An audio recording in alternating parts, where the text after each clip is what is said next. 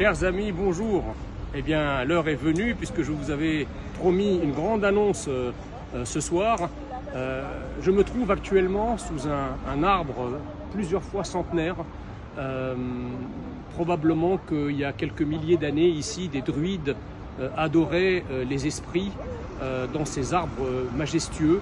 Et derrière moi, j'ai la cathédrale d'Évreux, qui est le symbole, l'un des symboles les plus beaux de l'héritage chrétien de la France. Toute la France ici réunie en une seule place.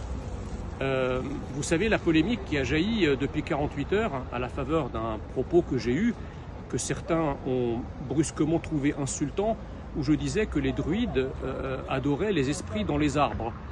Je ne vois rien d'insultant dans ce propos. Le propos ici n'est pas de me justifier de quoi que ce soit, puisque, encore une fois, je ne fais que relater une vérité historique. Ça ne m'a pas empêché de troquer mes ancêtres pharaons contre mes ancêtres gaulois à la faveur de mon assimilation à la France. Brusquement, les réactions qui ont jailli après ces propos étaient improbables. Nous avons eu une petite minorité qui se compte sur le doigt d'une main et qui est invisible à l'œil nu, de petits identitaires haineux qui ragent toute l'année dans leur coin et dont personne n'avait jamais entendu parler et qui se sont dit « voilà l'occasion qu'on fasse parler de nous, on va rentrer dans l'art à Jean Messia et on va le traiter d'immigrés non assimilés, de traîtres, de tout en bougnoul et plein d'insultes racistes de ce genre ». Et la deuxième réaction, plus prévisible, était celle des racailles arabo-afro-islamiques qui me sont rentrés dans l'art avec leurs injures habituelles d'animalisation, etc. Stupéfait, je constate à cette occasion une espèce de jonction improbable entre des petits identitaires minoritaires qui avaient disparu de la surface de la France depuis des décennies et des racailles arabo-afro-islamiques qui, du coup, ont comme libéré leurs paroles. Et donc on a cette conjonction de deux haines qui est d'ailleurs absolument invraisemblable. Donc nous avons des petits identitaires qu'on n'entend jamais critiquer les immigrations qui tuent la France, l'invasion migratoire, l'islamisation, il n'y a jamais un mot là-dessus. De l'autre côté, des racailles qui passent leur temps à dire nique la France, nique les guerres, nique les Français, nique la police, même chose.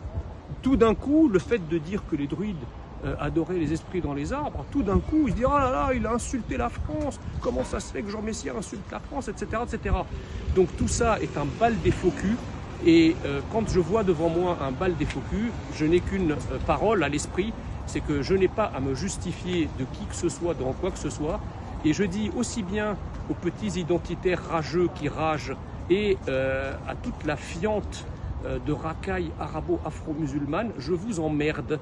Je suis français, je resterai français. Mon combat pour que vive la France va continuer envers et contre tous, envers et contre tout. Et que vous soyez content ou pas, j'en ai strictement rien à foutre. Continuez à rager, la France avance, vive la France, riche de tous ces immigrés assimilés. Je précise au passage que, évidemment, que je ne crois pas que l'invasion se conjugue avec l'assimilation. L'invasion interdit l'assimilation à la France. Moi, je suis issu d'une immigration homéopathique. On accueillait des individus qui attendaient des années pour s'acculturer, pour montrer leur adhésion et leur allégeance à la France avant d'être naturalisés. Aujourd'hui, malheureusement, la folle politique migratoire et la tout aussi folle politique de naturalisation a consisté en une usurpation collective d'identité pour les Français, tant et si bien que pendant 40 ans, on a fabriqué des Français contrefaits, c'est-à-dire des Français qui ont la nationalité française, mais qui ne sont pas français. J'ai échappé à cela, fort heureusement, je suis devenu un vrai Français dans l'âme et je continuerai à me battre pour que vive l'identité française, pour que vive la souveraineté française, pour que vive le peuple français. Un grand merci à tous ceux qui m'ont soutenu, et vous êtes très nombreux, je vous remercie chaleureusement. Et comme dirait l'autre, mort au con.